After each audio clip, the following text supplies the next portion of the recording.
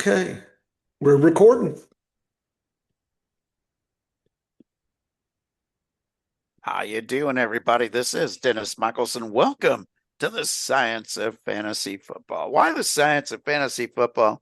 You get a meteorologist and a biologist together. They're going to use the scientific method, and that is guaranteed to make you a smarter fantasy football player. Oh, how can I give a guarantee with something as chaotic as fantasy football production? Well, using the scientific method simply means that we're going to use statistics in a much smarter way. And when you do that, you will have success, more success in fantasy football. That is guaranteed. And joining me as he does each and every week, he is the fantasy professor, a real professor, retired now and enjoying his retirement. I know he's enjoying his retirement, folks, because he's diving into so much fantasy football research. It's amazing, but it is John Bush. And John, we're past the draft. We're into that point of time where so many dynasty leagues are doing the rookie drafts, and so many knuckleheads are already starting about 100 or more best ball drafts. And no, that's not me. Not doing that again this year. But boy, oh boy, it's just getting to that time. The calendar switches to the month of May, and you get itchy of wanting to start those first drafts. So I know we're going to talk about this later. What is the hurry? Is it people are greedy and think they can take advantage of their league mates, that they're not awake yet and they're afraid if they do these in, say, July or August, that the word is out on their secret rookie picks and they won't be able to flim flam their league mates? Is it just evil greediness, Dennis, that's driving them? Or it's just, I got to do something. I've been thinking too long and I've got to push the button, just like the picture of the, and I put this in our chat, Dennis. I don't know if you saw that. Do you remember the monkey and he punches the keyboard and he Yes. stops and looks at it and puts his hands over his face and like, oh no, I did something I shouldn't have done. And that's kind of how I feel, Dennis, because delayed decision making, having patience, right? Psychologists have been testing this, for little kids and trying to figure this out, right? Like you could have one piece of candy now, but if you wait 10 minutes, you can have two, and then they'll leave the room and the kid just sitting there looking at the cupcake and it wants to just stuff it in its mouth, but it knows it's greedy, little monkey greediness. It wants two cupcakes. And they're trying to make conclusions.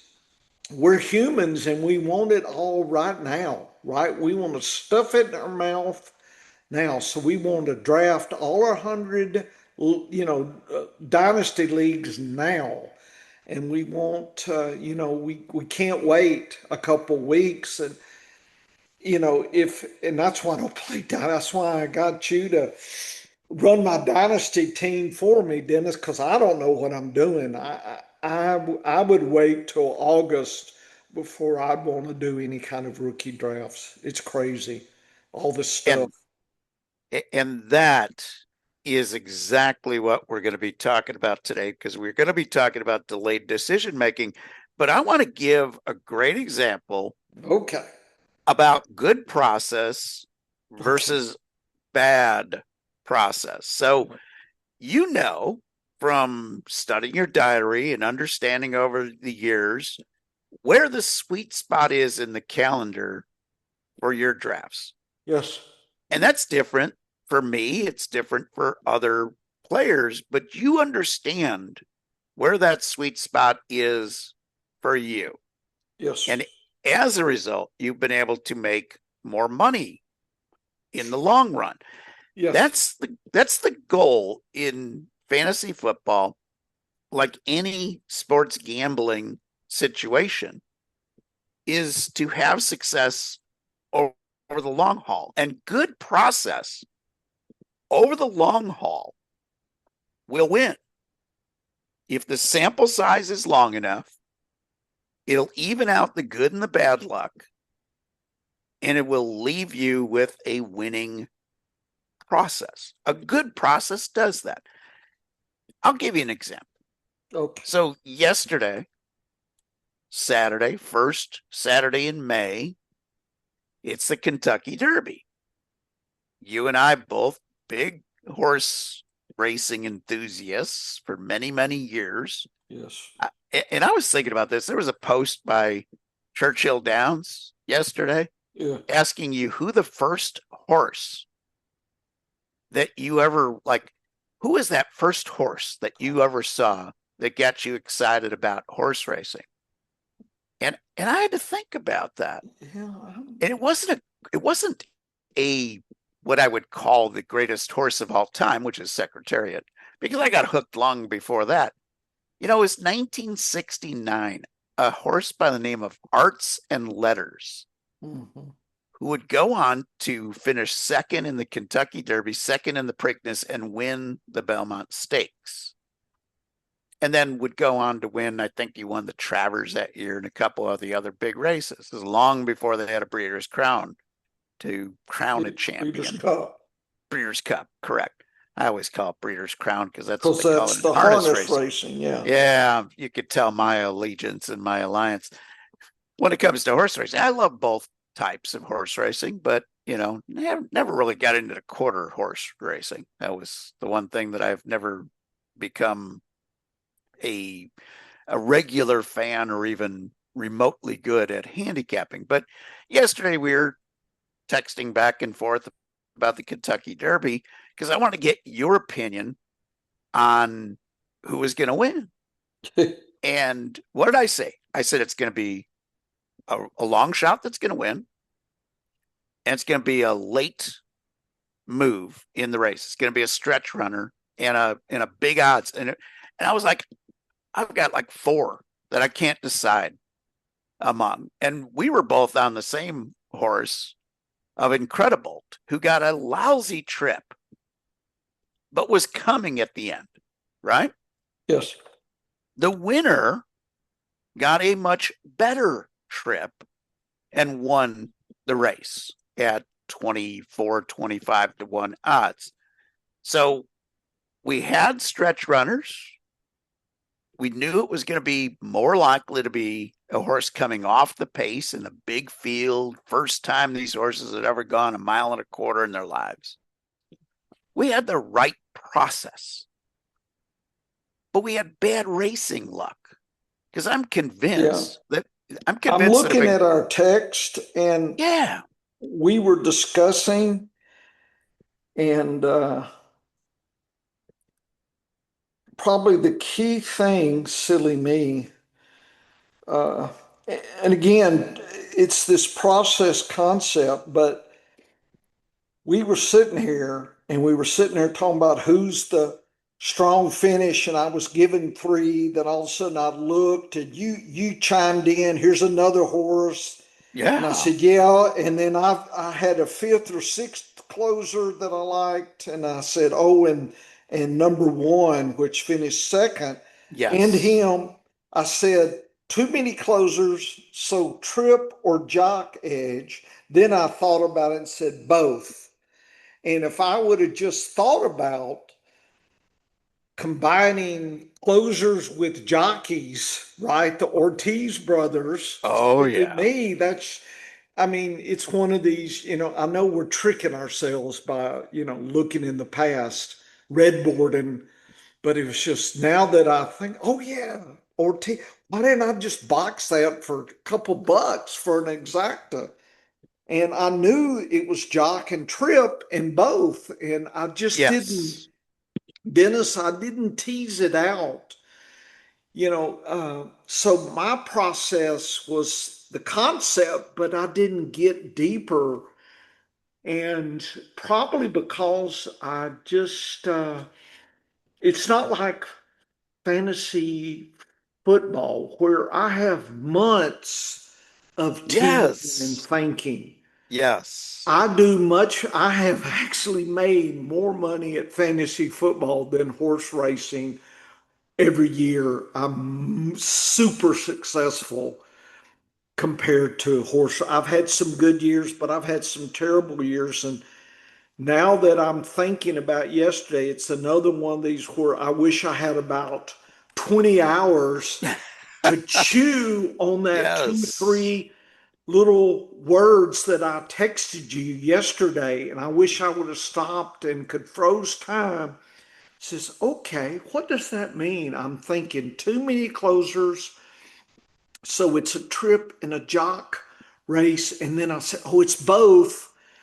Why didn't I stop and start chewing? Okay, let me go through and just highlight some of the good jocks and who are closers and the post positions and the trip. Why didn't I get deeper? And I didn't. Yeah. I was lazy and and that's a flaw that I have in horse racing is it is so quick and there's so many races and Yes. it's like I want to cover all the it's like playing roulette. I want to cover all the numbers and win, and that's not a strategy. That's a losing. But I want to wheel the damn field, Dennis, and that's not right.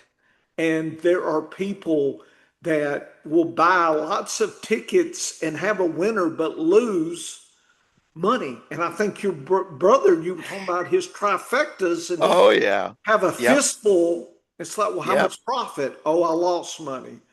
Yep. And it's just, I bet all three, the three favorites, they came in and I won, but I lost. And that's what I'm feeling today, Dennis, is I won in my concept. In other words, I was at the top, but I didn't go deeper. I So was I very applied. superficial. And Yes. fantasy football is the same way, but I make myself have time to, you and I chew and chew and chew on it. Text and my wife, who you texting? I said, well, Dennis. What are y'all talking about? He said, does he not get bored? I said, no, babe, we're thinking back and forth and we're chewing and then, we're spitting the gristle out. And all of a sudden, that wasn't too bad. Let me chew it a little more. But with horse racing, I don't feel like I have that process like I need. I need to have my thinking does better with months of chewing on information than it does 2 minutes of chewing, Dennis. Yeah, and that's a good process. You have formed a good process in fantasy football. You Yes, understand where your weakness is in yes, horse racing. yeah. And I So can't do here's anything about it. so Crazy. here's how I took that process and that discussion, because when we started having that discussion yesterday, Yeah, I was pretty sure, okay, I'm going to make like a $5 bet on this race just for fun, Wasn't looking to win a lot of money yeah, necessarily. I knew what was going to happen. Well, when I got to the point where I spent about a half hour on looking at charts and looking at horses and looking at combinations, I came up with 5 different horses yeah, that I liked. All closers, all good odds. yeah, Didn't make a single bet yeah, because my process said just enjoy the race. yeah. And in fantasy football, you do have to, just like in horse racing, you have a timeline Yes, of when you have to make a decision. So I do my opportunity index for fantasy football for the rookies mainly. yes, First go around, it's just rookies. Now, the next time I look at opportunity, I'll be looking at all of the open positions. And if there's a second or a third year player hmm, that hasn't struck gold yet, that might be in a better situation. But I'm doing rookie drafts in Dynasty right now. They always start up right after the draft, right after the real NFL draft. So I my process, my timeline is to get that deadline of 1 week after the NFL draft. I better have my opportunity index ready, because it's not like the index one number and that's the only guy I draft. Okay. I don't use it that way. I use it as a tool. It's one tool of many. Draft capital is another tool. And just the player, if I know enough about them from watching college football, there are guys that that caught my eye last year or the last couple of years, that now that they're in the draft, I'm looking at them going, ooh, I like where he landed. This is a player with potential. He's got a shot. Right. And that all gets factored in, and I'll make my picks and all that. But the longer in fantasy football that you can delay that decision making, you have more information. And it's not just during draft season. We'll have certainly more information in July than we have right now on May the 3rd. But on a weekly basis, Professor, we have more data by Wednesday and Thursday than we do on Monday for the following week. So delaying that decision making does make some sense in fantasy football. And I'll give you a great example of a situation right now. There is no way that I would touch a redraft Superflex league right now, because right now, as of May 3rd, when I look at the landscape due to injuries, due to situations on rosters, possible holdouts, all the different things that you can look at. So 32 teams will have a starting quarterback on week 1, right? Yes. That's simple. Right now, only 24 of those 32 teams that I could give you an absolutely confident, meaning 85% or higher rate of being right, other than maybe an injury. Okay. This is just looking at the roster and saying, if these guys are healthy come week 1, they don't have a injury concern rolling over from last year or whatever, like Mahomes does, but a lot of quarterbacks don't. There's only 24 out of the 32 teams that I would predict have a stable, easy to forecast starter for week 1. And in Superflex, you need 2 quarterbacks. That's asking a lot. If you were to do a draft right now, you only have 24 sure shots at quarterback, and of those 24, only 15 are guys I necessarily want on my fantasy football roster. That's a great example of why delayed decision making makes sense. Now, I'll jump into a 1 quarterback redraft with confidence right now, because I'm not going to delve beyond those 15 guys. And they're not just ranked 1 through 15, okay? It's not that easy. But there's 15 guys out of that 24 that are going to be starting on week 1 where I feel pretty confident. And there's another 5 who are possibly going to miss the first couple of weeks, or at least the first week, like a Mahomes, that I would say will have a 10-game stretch this year where I'd want them as my fantasy football starting quarterback. So there's a bigger population versus the 1 quarterback leagues versus a Superflex. Superflex would be chaos right now for me.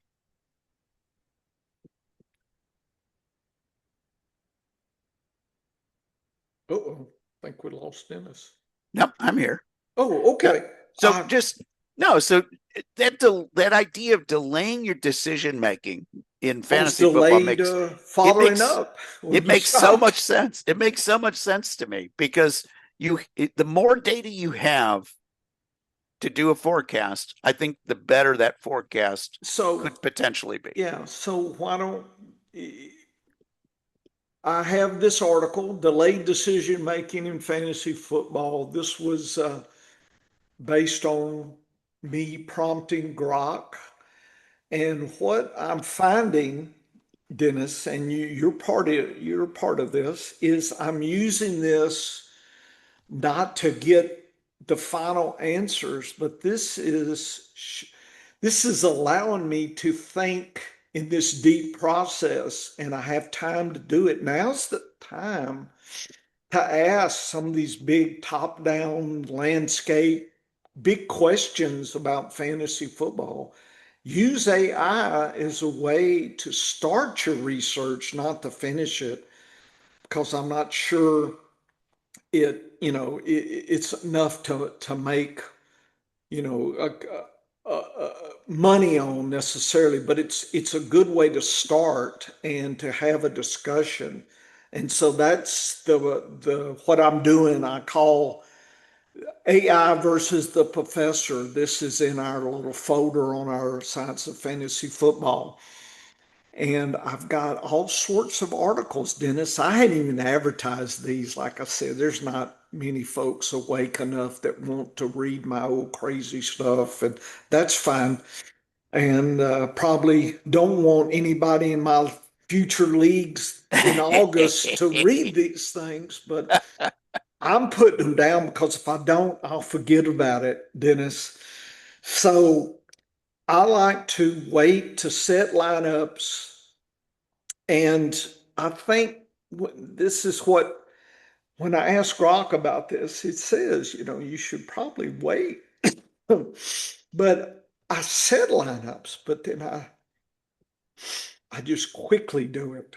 Just knee jerk, just do it.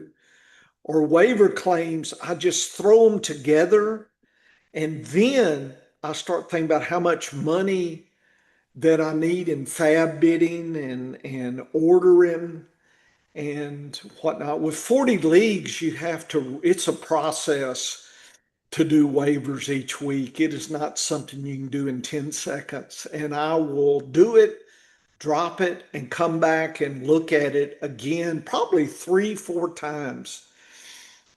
And trades, I don't play in leagues that trades, not because I don't like to trade. It's because I have found that trades between teams not involving me, a lot of times somebody's really gaining an advantage and other ones losing, and that doesn't help my position in the league. I don't like somebody beating me because they fleeced somebody else. So I play in leagues where you can't trade. It's all through acquisition after draft by a waiver. And that means I get a shot at every player, right? If I've got a fab budget, it's if I make a mistake or I lose because I didn't get a player or I kept a player too, that's my issue.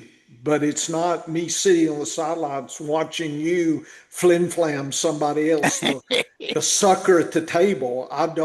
That doesn't help my game. And that's why Dynasty, I've never done well because, I don't have a say in the trades. I know some leagues they will have, trades that seem out of balance, but notice I said seem out of balance. What is that Oh, yeah. definition? And then, some people, any trade is out of balance, right? Unless it's them, right? Unless they're making the good trade, right? So, whatever it is, I'm against it. You have those people in the leagues, right? Yes. Regardless, they're Yeah. going to vote against it. So I would get angry, people were vetoing my trades. And again, that value approach, right? It's the context. So Gronk is telling you, think about your context, your league settings, and notice this one. Here's good. How disciplined you are. What does that mean, disciplined? And in a short term, I can get a little crazy, Dennis. So that's why I like these processes because I'm a human and I will fall for shiny things, even if they have a hook on it. Sometimes it hooks me. So I Yes. like shiny, bright things, and I can be tricked. So I know I can be tricked. So I do like this process. So what I do is I'm not making drafts. My first draft will be at the expo, Dennis. Single draft. You and I have some dynasty things. That's fine, but I'm talking individual draft will be at the draft night out, which I need to sign up for and get that. I won last year. I got a nice trophy here. Woo woo, a plaque, and I whipped them good. But that'd be my first. And Dennis and I like our approach because we really get to talk about those late zero RB selections in our process. And you can look and see what that is. And I think, Dennis, you're going to write an article to update our drafting plan. It's not like we're writing in blood and signing, this is exactly what we're going to do, but we have a guideline. And that's what we call Yes. better than zero, right? Our better than zero strategy here. So again, discipline, league settings, the context, and again, the context that I see is our timing. And for me, it's late August, where we're playing, there's no trades, and our methodology that Dennis came up with, and we have finessed over the years the better than zero. So I'm going to stop here, but this is the first paragraph in this discussion of delayed decision making. Yeah. And first of all, I love asking Grok questions that are well formed, because then you get a result that forces you to think about what you do, how you do it. And, you know, I know that my method works because it's been successful over a long number of years, but that doesn't mean that it doesn't evolve. The better than zero plan is not etched in stone that it can never change. The whole concept of a better than zero plan is to be adaptive to what's going on from year to year, what's going on in each individual draft. But the basic game plan will result in my teams having a somewhat similar look to them, in that I'll have, usually, again, typical doesn't mean always. There will be exceptions to every guideline. I don't call them rules, I'll call them guidelines, because they're meant to be followed, but they're not to be followed without any look at alternatives. And by that I mean that the basic philosophy in round one is to have very few players that I target as round one guys. And right now, I'm feeling pretty confident that my number one wide receiver is Jackson Smith-Njigba. My number one running back is Bijan Robinson. Those are my number one guys at the positions. I'm feeling pretty good that I like Trey McBride over Brock Bowers at tight end. Right now, quarterback, I've got a little bit more of a dilemma there. Yeah. I'm not sure whether I like Burrow or Drake May better. And I'm not sure that either one of them will be going at an ADP that gives me an advantage versus another way of looking at quarterback. I can envision Dennis, let me in jump in. So yeah, Allen's ADP is so ridiculous compared to May and Burrow that it's almost not even discussion at this point. Well, he's my third ranked quarterback. Yeah, but he's by far going, Oh, second round, third. way I too mean, way yeah, too early in yeah, one quarterback redraft. Way too early, in my opinion. yeah. And this is contrast to I'm in a dynasty startup right now, Hmm. super flex. Okay. And I probably won't end up with a single share of Josh Allen in redraft this year. Yeah, I was picking third in this super flex startup, third round reversal. So I felt pretty confident that I wanted to get my quarterbacks early yeah, in this draft.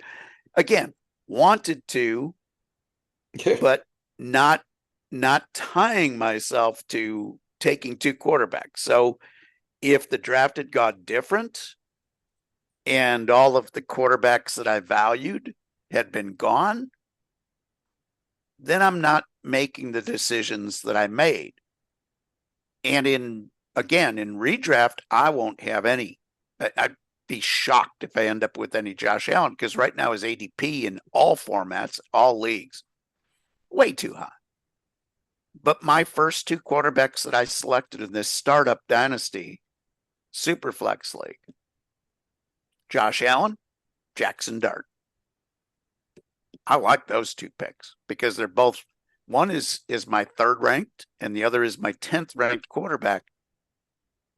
But because of their rushing abilities, they're going to have probably better spike weeks than other quarterbacks that don't offer you that rushing upside. And this is a dynasty league, and I'm feeling pretty good that those two guys will be really solid quarterbacks for the next 5 years. If I'm wrong about Jackson Dart could get hurt. He's a reckless player who hasn't understood that pain is a bad thing yet. He's too young. Will he learn and will he avoid the big hits like Josh Allen is? Josh Allen isn't just reduced his number of big hits. He's a tank. He gets hit by these big guys and he just keeps on going. So I felt pretty good in those two selections. But in redraft, it'll be a completely different thing. And the better than zero, that's the better than zero philosophy. 100% applied between two different kinds of leagues. My better than zero strategy right now, again, May 3rd, subject to change. But right now, I'm thinking I probably can wait at quarterback. I might wait as late as the 6th through 8th rounds. But by the end of round 9, I will probably have two quarterbacks. That's on my early understanding of where ADP is. That could change over time. But I would love to get through the first 6 rounds with 3 running backs, 3 wide receivers, 2 or 3 running backs, 2 or 3 wide receivers, and an elite tight end. If I can do that, I'd be feeling pretty good. If I ended up with 3 running backs, 3 wide receivers, I'm okay with that. If I end up with 2 wide receivers and 4 running backs, I'm fine with that. The idea is I want to have my starting running backs and my starting wide receivers by the end of round 6. Anything else is going to be a bonus. And when I say starting, I mean most weeks I want 2 in the starting lineup at running back or wide receiver and the other one in my flex. I'm already thinking that my optimal lineup is going to have 6 players set by the end of round 6. That is my goal. May or may not achieve it when it comes to the actual draft. Might end up with a quarterback, might end up with a tight end, but that's my game plan. I want my running backs and wide receiver starters by round 6. That's what better than zero means to me right now. It doesn't mean that it's going to be 1 running back and 5 wide receivers or 1 wide receiver and 5 running backs. The actual makeup, I do not know. I just want 6 of my starters. So my 2 running backs, my 2 wide receivers, my 2 flex. I want those starters set for week 1 by the end of round 6. And I'll trade off one of the flexes for a tight end if I can get an elite one at the right price. And I'm not even sure what the right price means right now for Trey McBride or Brock Bowers, except to say that I like Trey McBride a little bit more than I like Brock Bowers. A little bit more is kind of a flexible number, Yeah. flexible thing to say. But right now in ADP, Brock Bowers is going ahead of Trey McBride in most drafts. So if I got Trey McBride, I'd be pretty happy. Do I expect the Trey McBride of last year? No. I think there's going to be a little drop off, but I still think he's going to be elite. With Love going to Cardinals, does that shift the equation for you? The coaching change with the Cardinals and the possible quarterback change, in addition to the addition of a really solid running back. Remember, Arizona was in a situation where they lost their first 3 running backs on the depth chart by week 4. So they were in a situation where they were patching and filling at running back by week 4. Yes. That's not a good situation. That led to Trey McBride having a spike year. But his worst year in recent vintage has been an MVP index of 92, which is typically top 2 at tight end. So I'm feeling pretty good about that. And when I'm talking about his value, I'm talking about it in the FPPC premium tight end leagues that we play in regularly. Is there any tight end that you feel has a range of outcomes that could eclipse Bowers or McBride in extreme, best case scenario, say 3rd through 5 or 6 tight ends you're looking at? Is there anybody in there? I would In say other words, Bowers and McBride may be the worst or towards the bottom of their range of outcomes. Who at the best situation could beat those guys? Anybody? So I've got several guys in mind for that, and that's why I may not take Trey McBride as early as I have to draft him, because there are reasons to question his downside. And while his range of outcomes on the low side to the high side are much greater to the low side for Colston Loveland, the best season from Colston Loveland versus the worst season by Trey McBride, I could see Loveland finishing as the top tight end in my consistency scores. I could also see George Kittle if he comes back healthy week 1. If they're continuing to have problems of figuring out who the best wide receiver after Mike Evans is, I could see Kittle stepping up and being that guy. I could see, as crazy as it sounds, but I could see Travis Kelce stepping up and doing that. I could see Tucker Kraft. I could see Sam Laporta. I could see Harold Fannin. What about Pitts? So that's 8 guys. No, I don't think Pitts. That's kind of where I draw the line is after Kelce. I got Kelce as my 8th ranked tight end. Dalton Kincaid is close right there at 9th.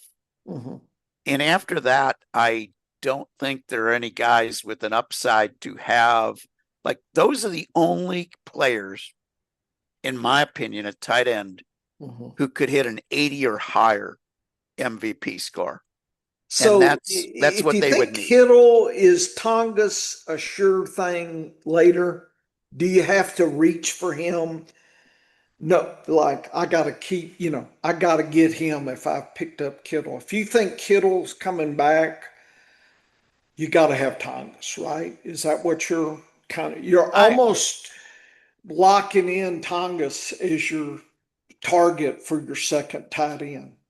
That's correct. And I think Tongass, yeah. Tongus's upside is probably like 10th best on any given week. So what you're doing is you're saying again, I play fantasy football. Again, part of the better than zero philosophy Mm-hmm. is there will be injuries, there will be issues with players.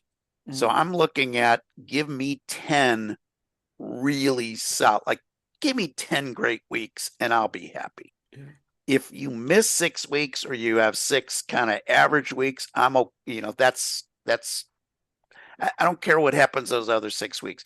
Give me 10 good weeks and I'll like that guy on my roster. So Kittle, Tongass, and you're almost then forced to get a third tight end. Probably are. Yeah. Probably are. I And mean, it does, I'm not saying yeah. that's bad. I'm just saying in part of your strategy after your, say, top 6 or 7, if you go Kittle, you've got to go down that decision tree a little bit Yes. and you're getting Yes. 3. Whereas if you grab Kelsey, maybe just you need one more. In other words, you got 2. So that would give you a little bit more ammunition for a surprise RB like you and I do. In other words, the makeup of your complete team is going to be different with a Kelsey versus a Kittle because of his injury thing, right? That's Yeah. what it sounds like to me. You'll have one less uh, lottery ticket running back later in the draft Yeah. And I with think one that's, decision or the other. I think that is the trade off for Yes. taking Kittle. But the advantage in taking Kittle is you're going to get him cheap. It's if you get him Yes. cheap enough. Right. He's Again, yes. he's Value. he's got to be really cheap in order for me to draft him, even though I've got him ranked right now. And again, looking at 10 good games, I'm looking Mhm. at 10 games or more Mhm. as a starter. I've got him as my tight end 4 in upside consistency. And, So and this reminds me, Des, before I forget, I think uh, uh, draft decision tree, we need to tease that out more yes, as a yes, strategy because here's a bifurcation in that. The Kittle versus Kelsey or whoever, Loveland, who, yes, you're limiting the tickets, lottery tickets later. So you need that's part of this decision making. The delayed is you still need to know what to do when you have found yourself at that spot. Like, I'm yes, going to have to go that route, right? When you're planning a vacation, you think, okay, I could go over here and see this site. But if I go there, then I can't go over here and see this river because it's too far away, because I've got a limited time. That, I mean, you're laying down some nuances in your journey to the end of your draft. yeah. There's always a decision tree that kicks in, and as I I don't said, see a lot of people talking no, that. no, they're not. They're not. Yeah, They yeah. they take the best player that they feel is on the board. And I agree with that. You should take the best value with each pick, regardless of the position. Okay. So if I'm through my first 3 rounds Hmm. and my better than zero strategy tells me that the best 3 players on the board when I was picking were all running backs, Hmm. and I end up with 3 running backs after 3 rounds, I'm fine with that.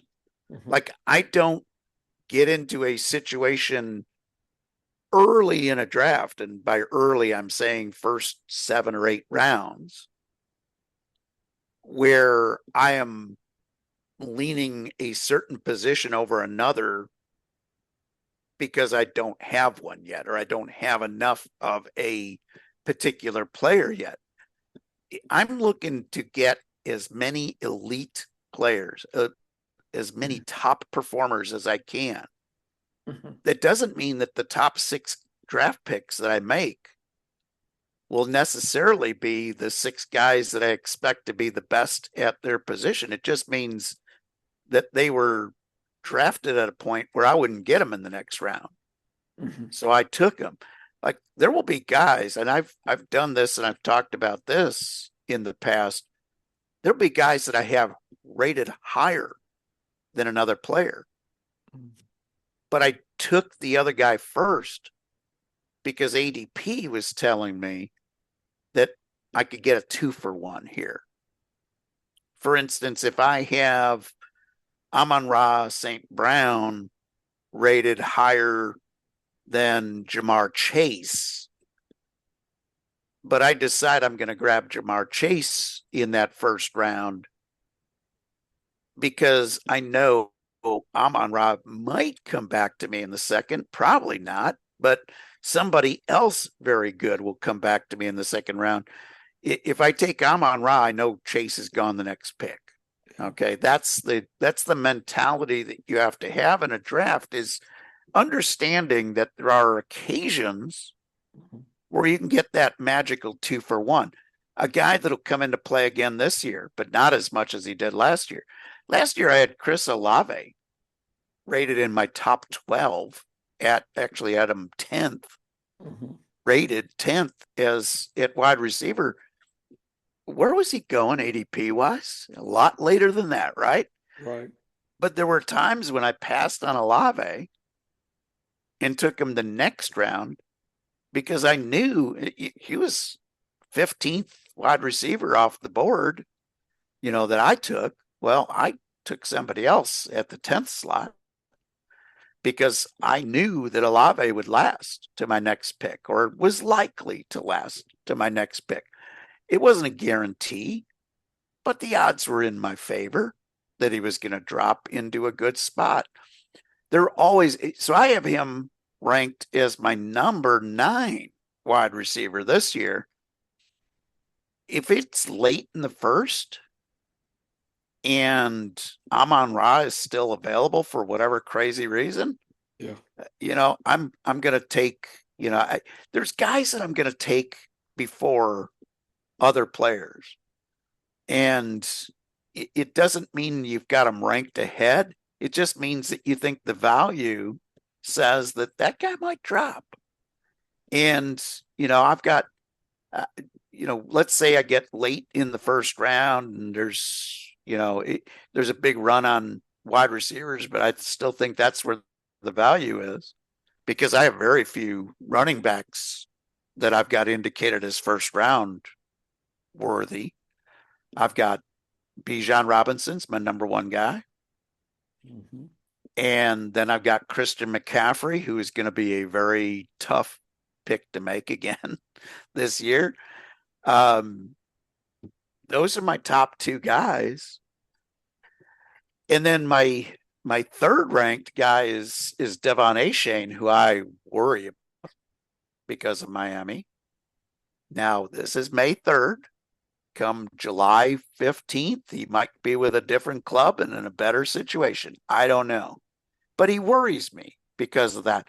But this whole idea of delaying the decision making as long as you can is a good idea, because you always have more information. The bad side, the flip side of that is sometimes the noise can distract you. So you have to make sure that new information that's coming in is information that should be moving, your opinion. It's just not every piece of data that comes in, especially this time of the year. Oh, Jadarian Price is going to be in a split backfield for Seattle. That's coming out on May 1st. It came out. Yeah. I'm not sure I believe that, because it's just a random reporter reporting on a situation because the coach said he's not my number 1 running back right now. Well, Love isn't the first guy on the depth chart for the Arizona running backs right now. Right. Jeremiah Love's the best running back on that roster. They've got some good ones in James Conner and Trey Benson and Right. Tyler Algier. They've got three very good running backs, but he's the best. But I wouldn't be surprised if you saw them put out a depth chart next week after their mini camps or whatever that says he's the number 4 guy or he's taking snaps with the second team. We see this from the rookies all the time. Don't believe the nonsense. By the time week 1 rolls around, I'm sure he's going to be number 1 on the depth chart. Same thing with Seattle. Price is likely to be the number 1 running back. Yes, he could be in a split with other guys. But that's the same about almost every backfield right now in the NFL. Right. Just to let you know, maybe we continue this next week. I just sent you decision tree drafting from Grok, so I'm going to put it up as an article for us to chew on as well. So anyway, just continuing, I think this one says, why is it a good idea is you are getting inactives and you tweak your lineup. What they're not saying, Dennis, is you should know kind of what is a situation, what is not. A lot of times they will start leaking speculation, and you just need to be aware of that, like, oh, it's doubtful. I mean, sometimes Saturday night, it's doubtful. Well, if the player's not on the plane, then that tells you something. So, Yes. in other words, what I wouldn't do is just completely ignore any speculation as well. I mean, you could even move players out. Just remember that if the Yes. speculation was wrong, you can flip back. But I wouldn't be panicked or wait 10 minutes before, noon to start flipping around. I mean, 90 minutes, Dennis, as soon as I hear at 10:30, you and I both are flicking things in and out. So I don't Yes. see in this article, Grok is emphasizing how critical that is. I would say that's very critical. Waiting is a good idea and, reduces your outdated, but sometimes, especially these crazy London games and all these other, I don't know where they're playing this year on, you know, middle of the desert or where, I don't know, who knows what they're playing, water polo. I don't know what they're doing, Dennis, where they're at, it's just, what island they're playing on. It's just crazy where they're trying to go here. So sometimes that could get even nuts too. If the start time is early Sunday morning, a lot of people have been tricked and caught over the years and they get mad and whatnot. So make sure that this is kind of in season strategy here. And Uh, and you got to have a strategy that fits the number of leagues that you're doing. right. Okay. And you also have to have a priority of what leagues are more important not to screw up if you've got a Mhm. big number of leagues. Like I will set all of my dynasty lineups on Tuesday morning. Mhm. I'll go through and I will put guys in based on the pecking order on my team, Mhm. not necessarily like if they've got a Thursday game or, Saturday game or whatever the heck schedule is, but I will just put the best guys in as of right then and there. Mhm. And if I've got a guy who's questionable because I know he got hurt this weekend and he may or may not start, he's in my flex plays. All right. And that way, I've got all my flex guys that are either based on talent or availability or injury are my secondary picks. And then I'm all set. And now if something happens and I don't get back to my lineups, 90% of my lineups are going to be in good shape. Yeah.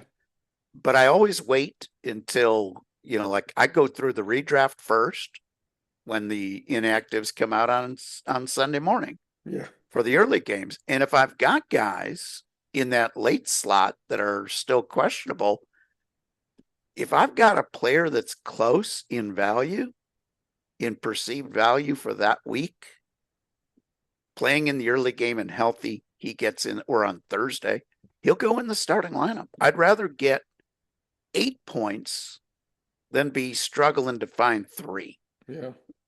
When it comes to if my guy is out at the last minute. Now that doesn't mean that, if I've got a Bijan Robinson who's listed questionable, he'll probably be in my flex plays until he's definitely ruled out. I'm not going to take a chance on losing that many points. Mm-hmm. But if their 2 players are very close in quality, I got 2 running backs that are, that I've got rated 24th, 25th best. And that 24th guy was obviously going to be starting over the 25th for that last starting spot. But if he's questionable, I'm putting 25 in the starting lineup and I'm rolling with that in the early games. And I'll take a chance on losing out in the late games or Monday night. But having a strategy and having a basic formula for how you do things is needed. But that last minute decision, if you can delay it, you're going to have more information. And I do slow drafts, Dennis, and Brock mentions that, and just I tend to do a little bit better in slow drafts because I have more time to think. And in fact, in the slow drafts, we're talking 6 hours. People get angry in the chat. And I laugh because usually if they're angry, then they probably are doing things they shouldn't do. And that's good. And on rare occasions, I've actually done some chatting just to start up the rah-rah. Just to, I might say, boy, sure's taking a long time. That's just all. I'm not calling out people by name or, and that just, people rise to the bait. And then you get a firefight, and then everybody's worried about that versus what players are, drafted. They may miss something. That's fine, Dennis. If I can start, get some smoke blowing and everybody's worried about that, while I'm, cherry picking the good players they're flapping their chops about, I will do that.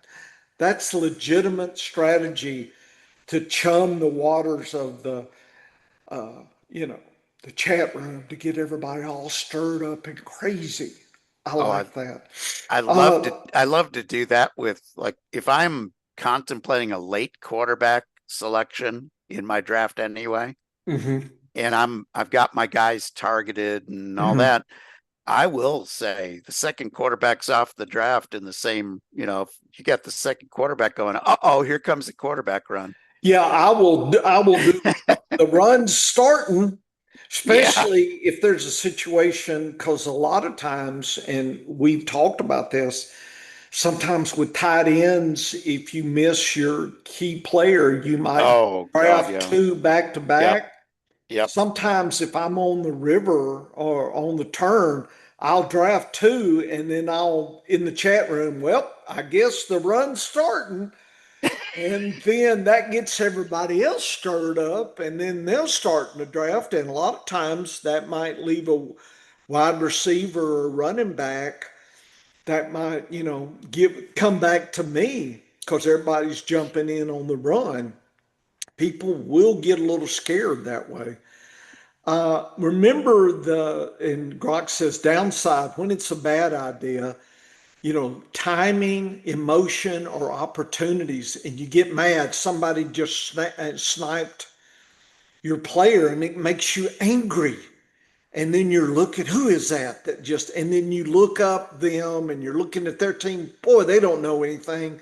And you're wasting all that time versus you should immediately be going, okay, and a lot of times I know you do that. You'll set your cue with Yes. logical players in some type of format that you've thought about a little bit, kind of tiers.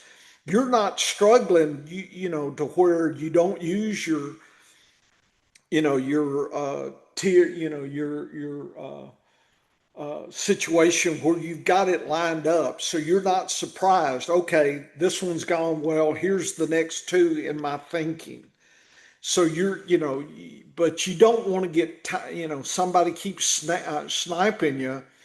And if somebody takes that bait, sometimes, Dennis, I'll say, well, it looks like I'm coming up. I guess I'm going to snipe this guy again. And that usually gets them all stirred up again. And if people are emotional, they're probably not thinking deeper, and that's good.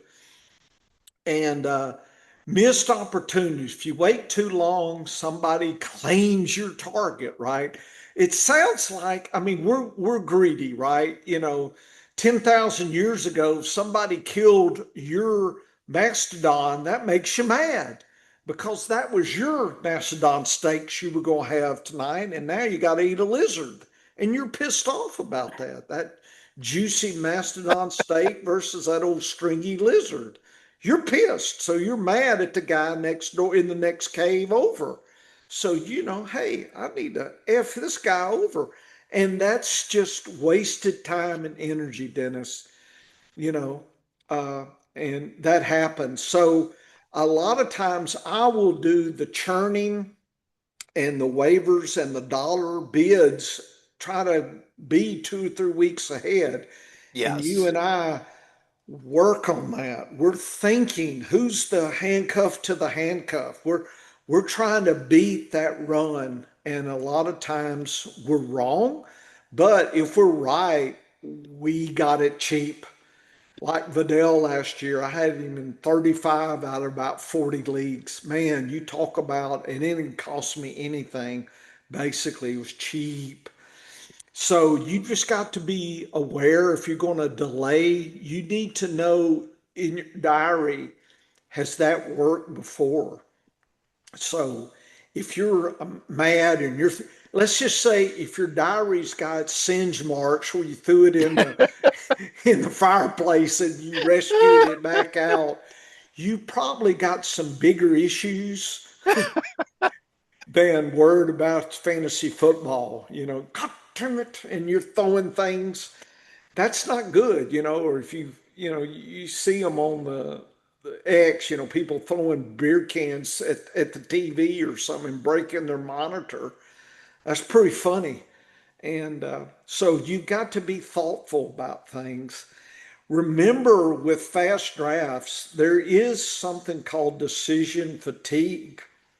What they've actually done, Dennis, I've read the article, psychologists actually took people through a series of decisions, and it turns out that if you give some snacks, that helps them, their levels of blood sugar, their brain gets a little starved, and it's actually good to have some snacks. So if I'm in a fast draft, I will usually have some potato chips or pretzels or something that if you just don't want to get hangry in a fast draft, and you get angry and hangry. So don't do that. There is evidence, physiological evidence, that the more decisions you make, the lower your blood glucose can shift. We're talking, an hour or so. You're by that last pick, you're probably just, I don't care. I'm just tired. I'll take anybody. And, there's been where they've looked at people's decision, like in parole cases. And if people have had lunch, the judges before lunch, they're strict. And after lunch, they're a lot more lenient. So I'm just saying, some of our listeners, if you're in the jailhouse right now, you might try to get your your hearing set after lunch. Make sure they had a big chicken fried steak and gravy, and they're halfway asleep. Yeah, let's let this guy out. Yeah, So, let so, him loose. Here's so his you, bond. Let's let him slip the noose. so you're saying that if I'm sitting in jail, Yeah. that one phone call I get to make might be to the best pizzeria in town if I know Get the judges all what the stoked judge's up. favorite toppings are. That's Yeah, right. Let them eat get that him well pizza, fed. then let you slip the noose. That's right, Dennis. Yeah, is So it? that's what I'm saying. If you're going to have a draft at your house, man, you don't want to give them big snacks and stuff. You don't want them to be decision fatigued, and then you get them some high sugar stuff that they're just going crazy at the end of your draft. Get them big cheesecakes and, with extra sugary glaze, and they're got a sugar coma and they're reaching for anybody at that point. And of course, that's the cheap whiskey that you put in the expensive bottles. So you really liquor them up good for your draft party here, Dennis. I like that strategy. So, Professor, one of the ways that I avoid Yeah, disappointment in drafts yeah, and getting that negative emotion of, oh, I missed that guy. I missed that guy. yeah, So when I am about 6 picks away in a right. slow draft from my pick, about 6 picks out, Hmm. that's when I'll start looking at players. But I always I'll look at the next best two quarterbacks and I'll Hmm. put them in my queue.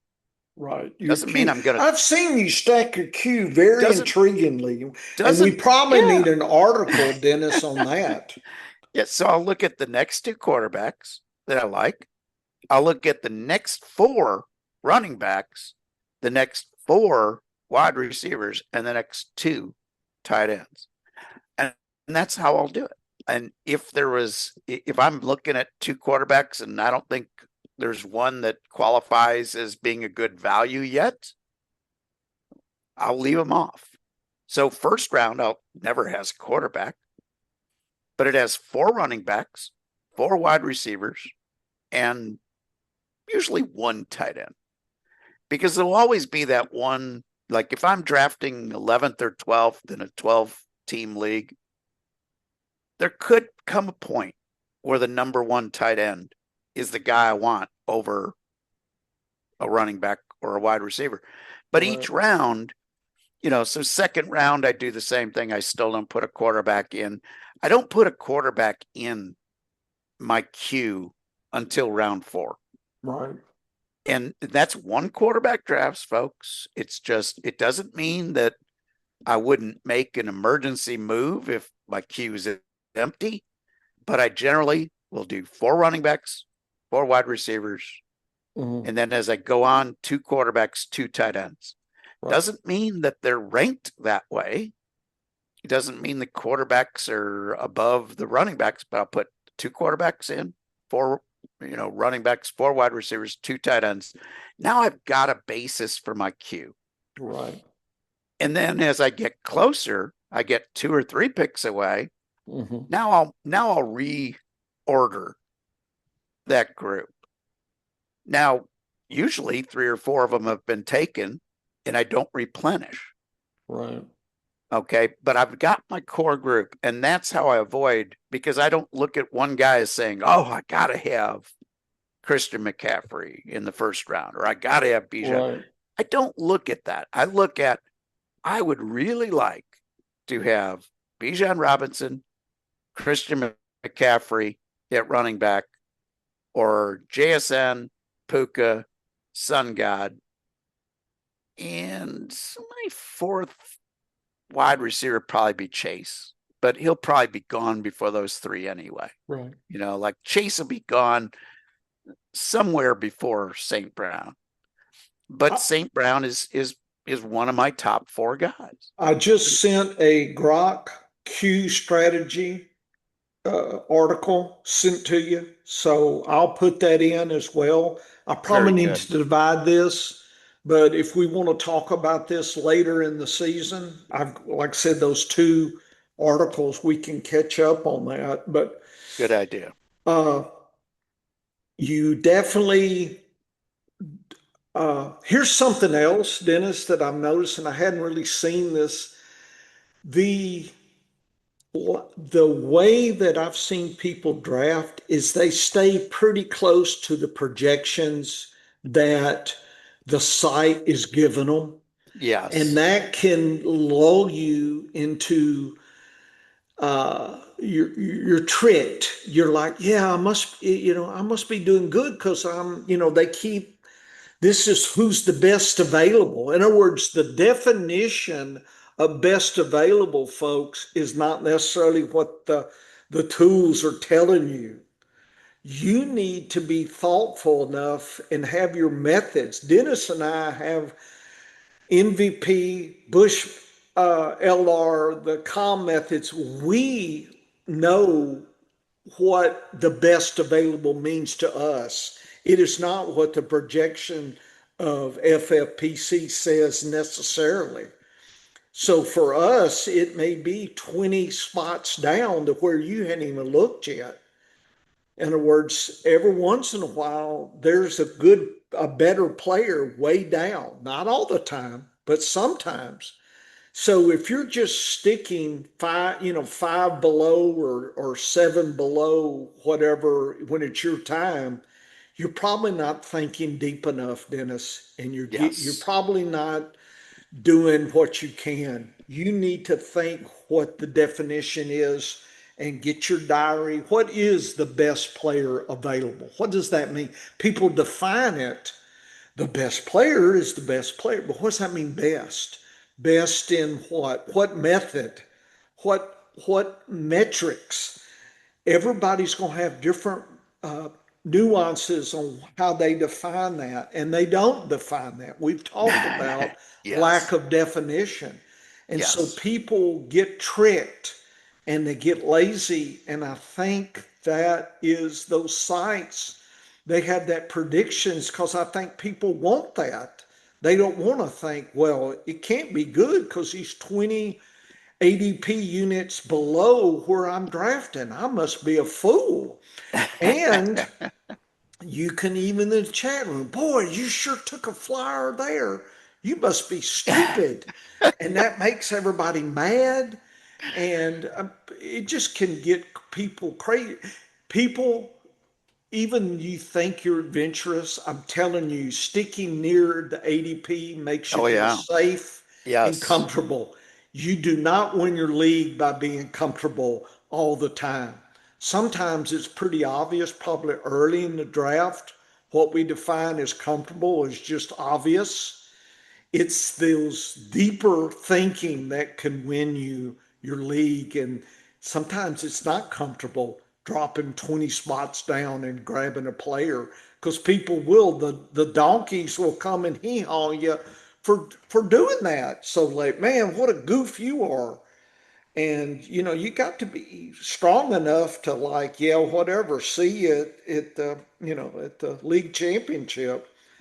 And so I noticed people best player ever, but how did they define that? We probably need an article on that, Dennis, how we use our consistency and opportunity metrics. And I'm trying to do that. You've seen some really interesting stuff that we're going to put out in the poster. It's going to be stupefying, Dennis. People going to walk by and they're not going to even figure it out. They're just going to be like, what is this? I'm telling you, there's some depth there. What is the best player available? And people don't necessarily know that.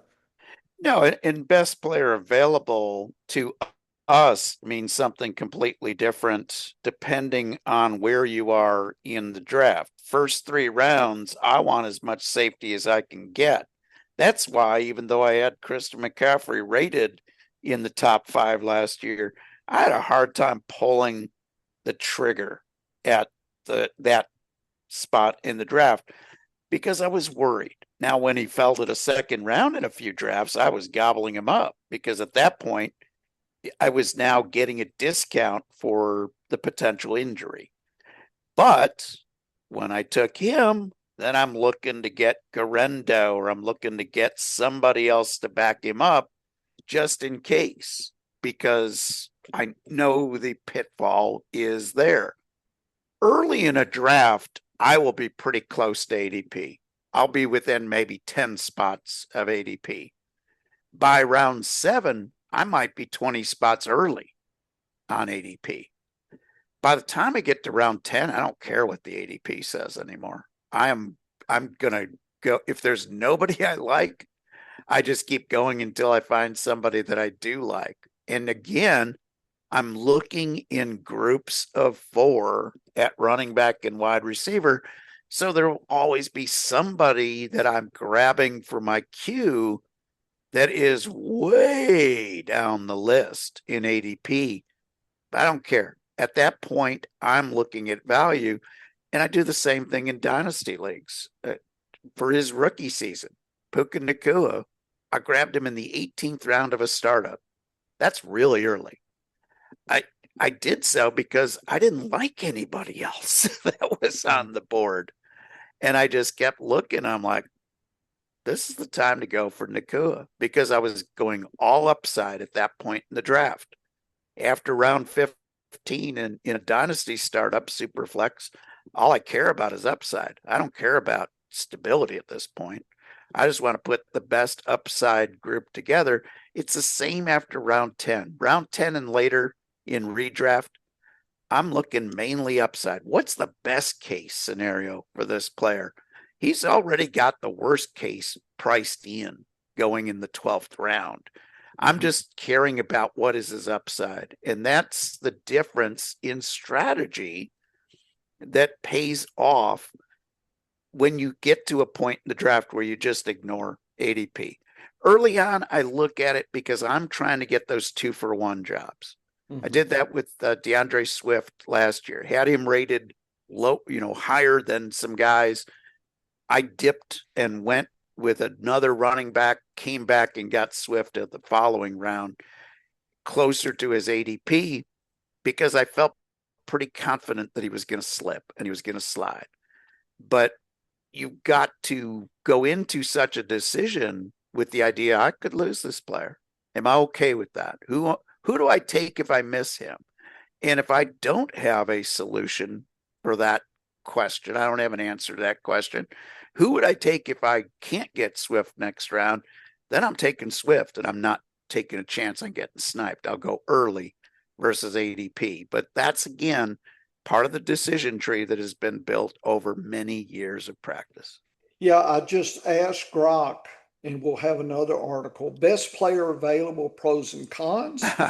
Definition of best player based on what metrics? I use consistency and opportunity. What's better? And I've got a nice article here, Dennis, that I will share. And folks, that's kind of the prompting that I think you should use. Why not use Chat GTP or Claude, or I use Grok just because I have Twitter. It's not necessarily, it's not, I don't say it's the best or the worst. It's just what I have. So I am sending you that. Dennis, I'm blowing up your email here. And anyway, so the overall of delayed decision making, notice it says experienced managers. And that means you've had a lot of time to deal with it. You know yourself, you know your personality. Like I said, I have some videos, Dennis, where I went into the psychological aspects of do you have the patience that some people do, some people don't. And there is, I went through and had a lot of discussion about that. And people who are just starting or their personality is kind of a little bit not hardcore focus. I'm a scientist, so I'm used to thinking about problems that are hard to deal with long term, like months and years. And so not everybody has that uh, journey, as it were. It's a journey. I'm much better now. I'm ready to get my PhD now, Dennis. If I did, I'd get it faster and quicker because I have such, I have a lot of shorthand that I could save myself time. And when I first was learning, I didn't know all the aspects of forecasting things and how to use data and whatnot. So notice it says test it your league and put it in your diary. And how do you adjust? It says adjust rigid, always delay is as bad as act now. So it's that balance between, when is the right time to jump into a minefield and how many steps do you take from one step to the other, right? Yes. And there's your art form right there, Dennis. And that's why when I do 40 leagues every year, I have 40 more leagues that I've had experience over versus if somebody plays one league a year, 40 years it's going to take you to have the same experience that I do in 1 year. And so Yes. there is some advantages. Now I'm saying, well, what happens if I lose all 40? Well, you got to pay for your education. Okay. If you're going to gamble, there is a process called paying for your education, Dennis. And folks, you just need to play in cheap leagues. And yeah, do not play $100 leagues, right? Play $10 leagues or $20 leagues. Play as many as you can without your wife throwing you out in the doghouse. Okay. So you got to have a little bit of common sense. But anyway, getting that experience, writing it down, that is part of what we talk about. And this is a good article. It has a lot of high points. And like I said, some are weak. Like I said, what is the best player and some of these other aspects? It's not, people think that AI can get deep unless it's prompted correctly. A lot of times you have to go back in again and again, like I've just done. By the Yes. time Dennis and I've gotten 3 extra prompts based on our discussion. That's the kind of thing I suggest you do as well. So, like I said, it's good to have a couple people that you don't compete with in the league because you don't want to smarten them up, but if they're, like I said, find some people you can bounce some ideas, use Grok as some place you can bounce ideas and go for it. And so this is a strategy kind of thing that Dennis and I wanted to do. We'll do this again, Dennis. I've gotten 3 or 4 more strategy things to think about here. So we should really uh, help people out on the strategy side. I don't think there's enough of that paid attention to, I think. No, and the other concern that you have when you are using AI to do a search, remember, we are very bad in fantasy football at definitions. Mm-hmm. In meteorology, if somebody gives a term that is well known, there is an accepted definition in the science of meteorology Yes. that is understood and is well defined. Same in biology. Yes. You know what a slime mold is. We In know what evolution is. A lot of times you'll see, and people, I'm telling you, will make mistakes on what a hypothesis and a theory is. Big yes, differences. yes, and you know that doesn't mean that in science a well understood term or definition can't be revised with more information and more data. Yes. Okay. And here's one that I find fascinating in science and in astronomy is since the time that Pluto was discovered, Yeah. was called a planet, then was not called a planet, do you realize in all that time it has not completed a complete revolution around the sun itself? Yeah. That's how long its orbit is. So in its total time frame of one Pluto year, Right. we haven't even had the same understanding of what Pluto is. So in science, things will evolve. They'll change. The definitions will change. But then they get revised and accepted again until the next discovery. That's fine. In fantasy football, we can't even agree with what a sleeper means. We Right. can't identify what a best value means. Everybody has their own definition. So when AI tries to find you an answer to that, it will also find the ambiguity in the science of fantasy, or in the world of fantasy football. And that's different from the science of fantasy football. Whenever we use a term, whether on the podcast or in an article, we define it right then and there. Here's what a sleeper means to us. Here's what Right. best value means to us. And without that being the standard in fantasy football, it can't be the standard in what AI finds for you. But Professor, fascinating discussion as always. These articles, folks, you need to go to the scienceoffantasyfootball.com.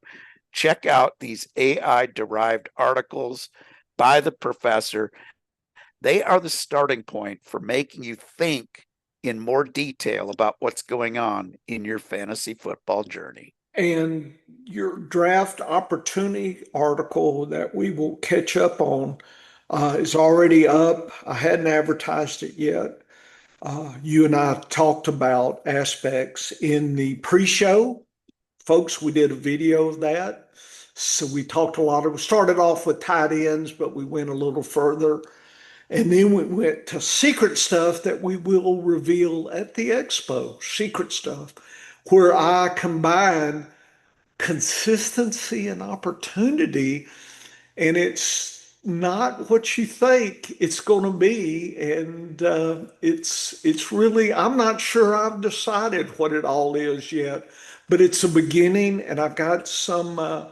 We've got a place to start testing, Dennis, and that's the best thing in the world. It's taken us years now to be able to get enough data to start really asking some really detailed questions. And I'm excited in 3 years, what are we going to be talking about, right? That's in between our Maserati and Lamborghinis we'll be driving around with all our winnings. No, I'm talking about the Matchbox cars. Dennis and I collect Yes, Matchbox yes, cars. That's yes. about what we earn because our wives, that money is put to vacation and other useful things for us to continue to stay married.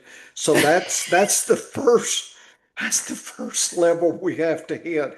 Then we can have our boy toys if we but Dennis, I got to live long enough to earn me some boy toys here, some Lamborghini up down here in Arkansas. I don't want to, the idea of a boy toy is a steal down here in Arkansas, hillbilly steal, or some possum slippers or something.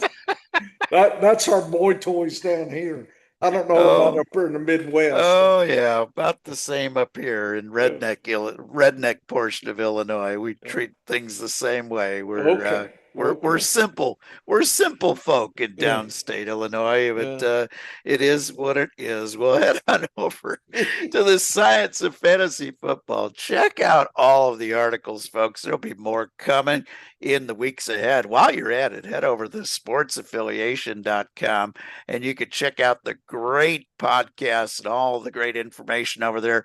Quite a great bunch of folks that we are happy to be associated with over at the Sports Affiliation. And come on back here next week for another edition of the Science of Fantasy Football. Get to work, folks.